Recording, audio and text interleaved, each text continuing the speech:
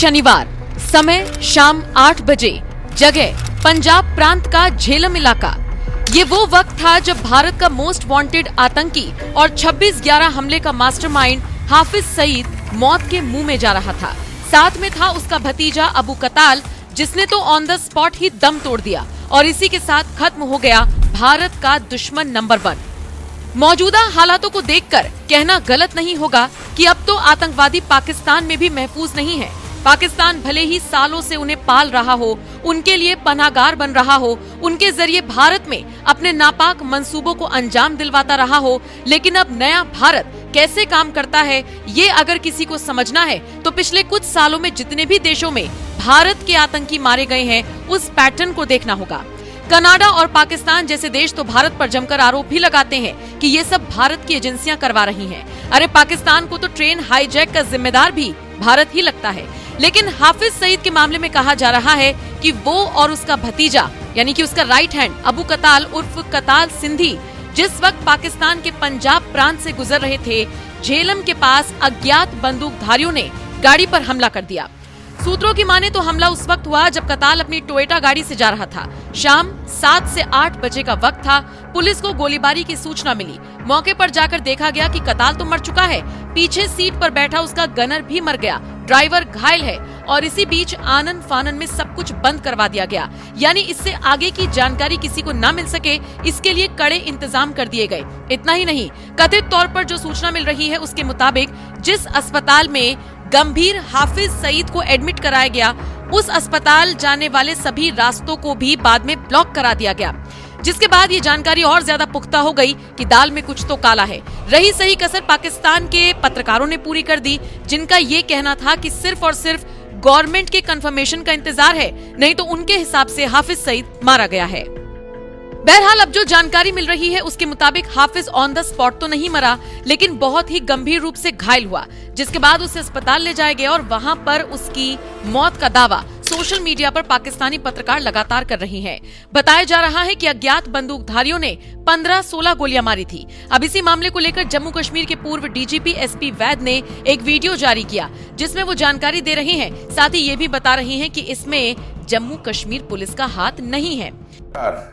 हमारे पाकिस्तान से रिपोर्ट्स आ रही हैं कि अबू कातिल जो नेफ्यू है, जो भतीजा है हाफिज सईद का, एलईटी चीफ का, वो अननोन गनमैन ने उसको मार दिया है और शायद हाफिज सईद भी जख्मी है। अबू कातिल जो है वो वांटेड टेररिस्ट था भारत का और वो इन्वॉल्व था सिविलियन किलिंग में रियासी डिस्ट्रिक्ट में, जो शिव खोड़ी से यात्री आ रहे थे। अबू कातिल इन्फिल्ट्रेशन कराने में भी रजौरी पुंछ में काम करता था और वहाँ हालात बिगाड़ने की कोशिश कर रहा था। आप फिक्र ना करें, इसमें जम्मू कश्मीर पुलिस का हाथ नहीं है। गनमैन को हमारा डबल सैल्यूट, व भारत के लोग हमेशा उनके आभारी रहेंगे। धन्यवाद, नमस्कार। एसपी वैद ने इस वीडियो के साथ कैप्शन में लिखा, Well done boys, reports coming in from Pakistan indicate that Abu Qatal, the nephew of Hafiz Saeed, has been shot dead by unknown gunmen. Rest assured, Jammu Kashmir police is not involved. बहरहाल अब सवाल उठता है कि आखिर कौन है वो अनजान किलर जो भारत के दुश्मनों का खात्मा कर रहा है। यही समझने के लिए हमने विदेशी मामलों के जानकार निपुण आलम बाइन से खास बात की, तो सुनिए उन्होंने क्या कुछ समझाया। नमस्कार, बहुत बहुत स्वागत है आप सभी का। आप देख रहे हैं एनएमएफ न्यूज, आपके साथ मैं हूं नम्रता चौधरी। पाकिस्तान में भी अब आतंकवादी महफूज नहीं है। वो पाकिस्तान जो आतंकवादियों के लिए सबसे सुरक्षित जगह मानी जाती थी। कौन है वो अनजान किलर जो भारत के मोस्ट वांटेड आतंकियों को ढूंढ ढूंढ कर मार रहा है, फिर चाहे कनाडा हो चाहे पाकिस्तान हो। आलम यह हो गया है कि अभी तो आप सिर्फ हाफिज सईद की तस्वीरें देख रहे हैं, क्योंकि आज सुबह से सोशल मीडिया पर हाफिज सईद ट्रेंड कर रहा है कि वो मारा गया, उसका राइट हैंड और उसका भतीजा भी मारा गया। हालांकि पुष्टि नहीं हो पाई है अब तक हाफिज सईद के मारे जाने की, लेकिन उसके ऊपर हमला या उसके राइट हैंड को मारे जाने का दावा, या सिर्फ हाफिज सईद नहीं बल्कि मैं आपको एक आंकड़ा देती हूं। पिछले साल 8 सितंबर को एक मस्जिद में रियाज अहमद, जिसे अबू कासिम के नाम से भी जाना जाता था, वो मरा पड़ा हुआ मिला था। बहुत डरावनी उसकी तस्वीर वायरल हुई थी और उसको सटाकर गोली मारी गई थी। इसके बाद फिर हिजबुल मुजाहिदीन का कमांडर बशीर अहमद का मरना, अल बद्र का कमांडर का यही हाल हुआ, जैश ए मोहम्मद के गुर्गे को गोली मारी गई और फिर निज्जर वाला मामला आपको याद होगा, और अब हाफिज सईद या उसका राइट हैंड। आज इसी को समझने की कोशिश करेंगे कि कौन है वो अनजान किलर जिसको लेकर भारतवासी तो बहुत खुश हैं, लेकिन बाकी देशों में हड़कंप मचा हुआ है और आतंकवादी इस वक्त अपने उल्टे दिन गिन रहे हैं, उल्टी काउंटिंग कर रहे हैं। मेरे साथ विदेशी मामलों के जानकार और पॉलिटिकल एक्सपर्ट भी निपुण आलमबाइन जी जुड़े हैं। स्वागत है सर आपका।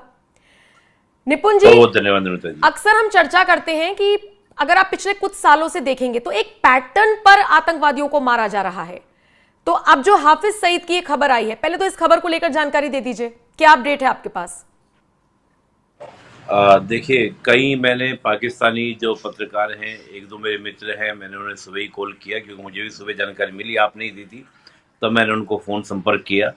तो वो उनका कहना ये है कि सर 100% वी आर श्योर और जल्दी कंफर्मेशन आ जाएगा। हमारी जो पत्रकार कम्युनिटी है वो तो सब मान के चल रही है, बस हम गवर्नमेंट के डिक्लेरेशन का वेट कर रहे हैं। नहीं तो हमारी तो जानकारी ये है कि ये काम हो गया है, हाफिज सईद मारा गया है। तो लिहाजा वो भी सब गवर्नमेंट का, पाकिस्तानी गवर्नमेंट क्या प्रेस रिलीज करती है तो उसी का वेट किया जाए। लेकिन जैसा मैं सुन रहा हूँ तो पत्रकार और कई अच्छे खासे जो पत्रकार हैं जो अपनी खुद की वेबसाइट भी चलाते हैं, उन लोगों का भी दावा है, उन्होंने अपनी वेबसाइट पे भी डाला है, पाकिस्तानी पत्रकार हैं। तो मुझे लगता है कि इस सूचना में काफ़ी ज़्यादा सच्चाई मुझे लग रही है। और इनको मार कौन रहा है एक एक करके, जो मैंने भी आंकड़ा दिया, क्योंकि एक ही पैटर्न से इनको मारा जा रहा है। अज्ञात आता है कोई और गोली मारकर चला जाता है। बिल्कुल, देखिए नम्रता जी, आपने जो प्रश्न ये किया और ये प्रश्न वाकई बड़ा लाजमी है। हालांकि लोग तो ये कह रहे हैं कि भाई भारत सरकार का इसमें रोल है, लेकिन भारत सरकार ने ना तो कनाडा वाले मैटर में और ना ही पाकिस्तान वाले मैटर में इस तरह की किसी भी संलिप्तता को इनकार किया है। पाकिस्तान का जो हम घटनाओं को जोड़े, देखिए मैं कहूँगा कि दो तीन चीज़ों को हम इंटरलिंक करते हैं तो तब हमको एक सही तरह से एक तस्वीर क्लियर होती है कि आखिर ये हो क्या रहा है। देखिए, पाकिस्तान को अगर आप देखेंगे तो खैबर पख्तूनख्वा, बलूचिस्तान, ये काफ़ी समय से, यानी कि हम देखें आज़ादी के बाद से ही यहाँ पर क्या रहे हैं, आपके कॉन्फ्लिक्ट्स रहे हैं और यहाँ पर लगातार अलग होने की बात कि हमको पाकिस्तान से अलग होना है। हाल के दिनों में हो क्या रहा है कि आप देख रहे हैं जब बलूचिस्तान के अंदर जो हमने फिल्मों में कभी देखा होगा ट्रेन हाईजैकिंग की घटना, वो घटना हमको रियल में पाकिस्तान में देखने को मिलती है। इसके अलावा देखते हैं कि जो खैबर पख्तूनख्वा के टीटीपी जो है, इधर हम देखते हैं कि जो आपका बलूचिस्तान के अंदर बीएलए और बीएलए के अलावा जो छोटे मोटे और भी ग्रुप्स हैं, उन सब ने एक तरह से आप देखिएगा तो उन सब ने क्या कर लिया, आपका एक तरीके से गठजोड़ कह लीजिए या साथ मिलकर वो क्या कर रहे हैं, काम कर रहे हैं। और कल ही की खबर है, कल ही मैं एक न्यूज़ चैनल में बात कर रहा था कि टीटीपी के जो आतंकी कह लीजिए, टीटीपी के जो आपके एक्टिविस्ट हैं, वो पंजाब के अंदर पंजाब पुलिस ने बहुत सारे पकड़े हैं, यानी कि पंजाब पुलिस के द्वारा पकड़े गए हैं। और टीटीपी का कहना ये है कि हम अब पंजाब में अपने एक्टिविटीज बढ़ाएंगे और पंजाब को क्या करेंगे, हम कहीं ना कहीं डिस्टर्ब करेंगे। नम्रता जी, बात ही उठ रही है कि जब ये हाफिज सईद को जो बात खबर आ रही है, इसको मारा कहाँ पर गया, ये पीओके से पंजाब में, और पंजाब में जो झेलम उनका जो प्रोविंस मतलब क्षेत्र है, वहां पर ही जा रहा था, वहीं इनका क्या ट्रेनिंग कैंप वगैरह, वहीं इसका निवास है, आवास है हाफिज सईद का।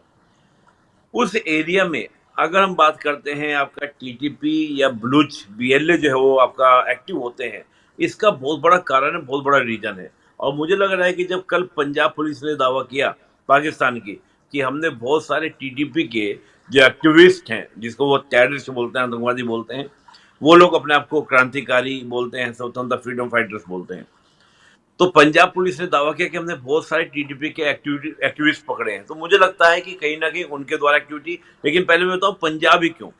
देखिए क्या है कि पाकिस्तान का जब निर्माण हुआ 1947 से, तो तब से आप देखेंगे पंजाब जो है वो पाकिस्तान में एक डोमिनेंस कम्युनिटी है। चाहे आप देखेंगे 80% जो पॉलिटिशियंस हैं पंजाब के, वो पाकिस्तान के, दे आर पंजाबी। आप आर्मी में देखेंगे तो 80 to 85% जो आपके फौज में लोग हैं पाकिस्तान के अंदर, दे आर पंजाबी। आप पुलिस को देखेंगे पाकिस्तान के अंदर, चाहे किसी भी प्रोविंस में हो, चाहे बलूच में हो, बलूचिस्तान में हो, चाहे खैबर पख्तूनख्वा में, चाहे सिंध में, वहाँ भी आपको मोस्टली डोमिनेंस रहेगा आपको पंजाबियों का।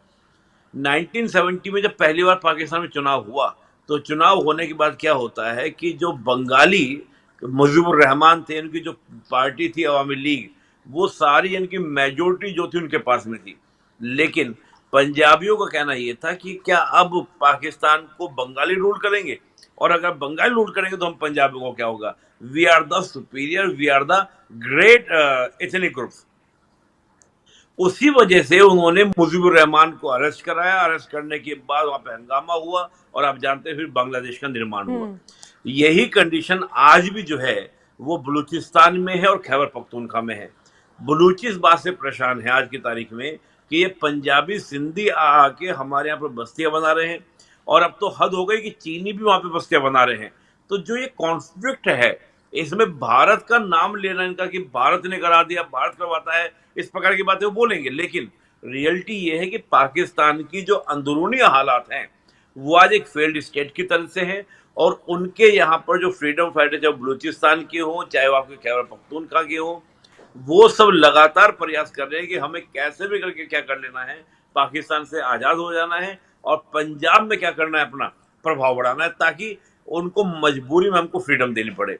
और जो इस प्रकार के हाफिज सईद जैसे जो लोग हैं, ये हमारी ओर से हम इनको टेररिस्ट डिक्लेयर करते ही करते हैं। हमारे पास तो पर्याप्त सबूत भी है, हमने यूएन में जाके रखे भाई हाफिज सईद किस प्रकार 26/11 की घटनाओं में शामिल था और भी बहुत सारी घटनाओं में शामिल था। हमारे दबाव में कई बार हाफिज सईद को पाकिस्तान की गवर्नमेंट ने अरेस्ट भी किया है, लेकिन फिर वहां मुकदमा चलाते हैं हमारे सबूतों के आधार पर और फिर इसको रिहा भी कर देते हैं बार बार। मुझे कम से कम याद है 8 से 9 बार ये जेल में जा चुका है Hafiz Saeed, in the pressure of India, in the pressure of UN, लेकिन बार बार इसको छोड़ा जाता है। रीजन क्या है?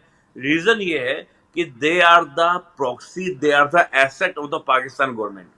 पाकिस्तान इनको अपने एक एसेट की तरह, अपनी एक प्रॉपर्टी की तरह यूज करता है कि जब कश्मीर में आपको दहशत फैलानी है तो इनको पीओके में भेजकर वहां पर आतंकवादियों को ट्रेन कर भारत में क्या करता है, भेजता है। तो हाफिज सईद को लेकर पाकिस्तान अपने आप को क्या मानता है, हमारी एसेट है।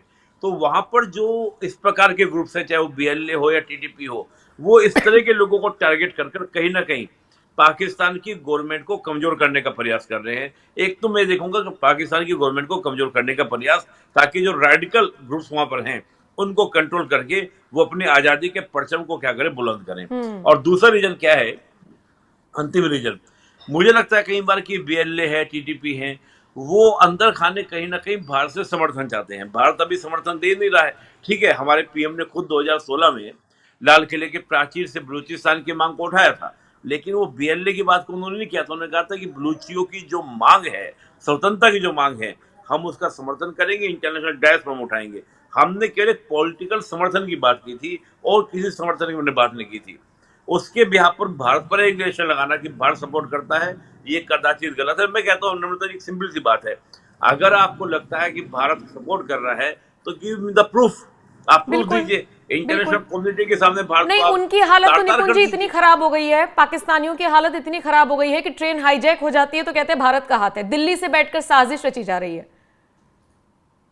नहीं, मैं ये कह रहा हूँ नम्रता जी, अगर आपको क्या साजिश रची जा रही है, आपको कोई सबूत होगा ना, जैसे हमने दिया मसूद अजहर को लेकर, हाफिज सईद को लेकर, हम सारे सबूत यूएन के डैश पे जाकर रखते हैं। आप भी जाकर रखिए भाई, हमने इतने सारे लोगों को, इतने सारे आतंकियों को इंटरनेशनल टेररिस्ट डिक्लेयर करवाया। कैसे डिक्लेयर करवाया? क्योंकि हमने सबूत दिए। अगर आपको लगता है कि भारत का रोल है तो दीजिए, आप जाकर यूएन में जाकर सबूत दीजिए। आप सबूत देंगे नहीं, फालतू को बयानबाजी करेंगे, तो मुझे लगता है कि इसको दुनिया ने सीरियस लेना बंद कर दिया है। ये इनके खुद के ही पैदा किए हुए पपेट्स हैं, खुद के पैदा किए हुए इनके मॉनेस्टर हैं। इनको ये आपस में आज क्या कर रहे हैं, लड़ रहे हैं, फाइट कर रहे हैं। और उसकी सिंपल सी वजह है, देखिए बीएलए नहीं चाहता कि इस्लामिक यूनिटी के बेस पर पाकिस्तान को जोड़ा जाए। वो कहते हैं इस्लामिक कोई बात नहीं है, ये टू नेशन थ्योरी की जो बातें बेकार की बातें हैं। ये लोग इस्लाम के आधार पर पाकिस्तान की यूनाइट बनाने का प्रयास करते हैं।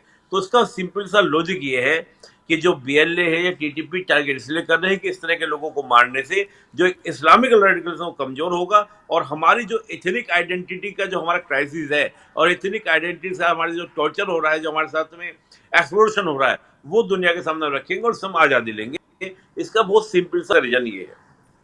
और लेकिन कनाडा को लेकर आप क्या कहेंगे? कनाडा में जब खालिस्तानी निज्जर की हत्या हुई थी उसके बाद ट्रूडो तो संसद में खड़े होकर बोलते हुए नजर आए थे, हालांकि बाद में वो गलत साबित हुए, कुर्सी तक उनको छोड़नी पड़ गई। लेकिन उस केस में क्या कहेंगे, क्योंकि ये वो देश हैं जो बार बार भारत की एजेंसियों पर सवाल खड़े कर रहे हैं बिना किसी सबूत के। देखिए, मैं आपने अभी लास्ट में क्या बोला, बिना किसी सबूत के, तो आप तो उन्होंने जानती हैं कि प्रमाण प्रत्यक्षम किम प्रमाणम, एक कहावत कही जाती है ना, प्रत्यक्षम किम प्रमाणम। अगर आपका प्रमाण आप दीजिए। कनाडा में भी जो आप देख रहे हैं निज्जर की हत्या, मोस्टली जितने ये खालिस्तानी एक्टिविस्ट अपना दावा करते हैं, मोस्टली ये जो गैंगस्टर है वहाँ पर। आप इनका थोड़ा रिकॉर्ड निकालिएगा। देखिए, मैं तो पढ़ता हूँ पढ़ाता हूँ पिछले 15 सालों से, मेरा तो डेली का काम ये है, मैं बहुत सारे आर्टिकल पढ़ता हूँ। इन सब का आप ये बताइए, खालिस्तानी वहाँ पर इनको इनका बिजनेस कैसे चल रहा है, इनका पूरे परिवार कैसे चल रहा है, पैसे कहाँ से आ रहे हैं? पैसे आ रहे हैं इनके इनलीगल जो ड्रग्स ट्रैफिकिंग होती है उससे आते हैं। तो उसमें बहुत बड़ा, जिसको हम लोग बोलते हैं नार्को टेररिज्म, इसको वर्ड देते हैं हम लोग इंटरनेशनल रिलेशन में, पॉलिटिक्स में, नार्को टेररिज्म।